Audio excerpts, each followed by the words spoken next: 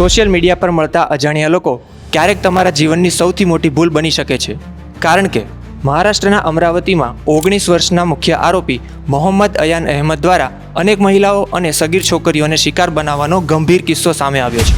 આ ચોંકાવનારો ખુલાસો ત્યારે થયો જ્યારે રાજ્યસભા સાંસદ ડૉક્ટર અનિલ બોન્ડે અને ભાજપ પ્રવક્તા શિવરાય કુલકર્ણીએ પોલીસમાં આ અંગેની પુરાવા સાથેની ફરિયાદ નોંધાવી.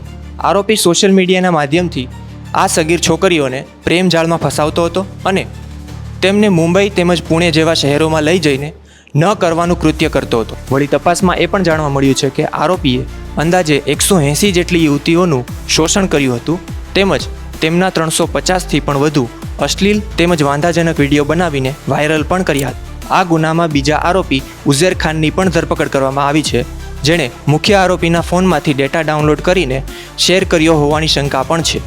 હાલ પોલીસે આ બંને નરાધમો વિરુદ્ધ ભારતીય ન્યાય સંહિતા BNS, પોસ્કો એક્ટ તેમજ IT એક્ટ હેઠળ કડક ગુનો નોંધીને તેમને જેલના સળિયાની પાછળ ધકેલી દીધા છે. આની સાથે જ આરોપીઓ દ્વારા ડિલીટ કરાયેલા ડેટાને રિકવર કરવા માટે સાયબર ક્રાઇમની સ્પેશિયલ ટીમ પણ દિવસ રાત મહેનત કરી રહી છે. બીજી તરફ બદનામીના ડરથી આ પીડિત યુવતીઓ સામે પણ નથી આવી રહી, જેને પગલે પોલીસે 0 FIR તેમજ તેમની ઓળખને ગુપ્ત રાખવાની ખાતરી આપતા ઝડપી તપાસ પણ હાથ ધરી છે.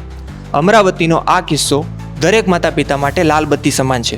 વળી આ ડિજિટલ યુગમાં સુરક્ષા અને સાવચેતી પ્રત્યેની બેદરકારી કોઈકની આખી જિંદગી પણ બરબાદ કરી શકે છે.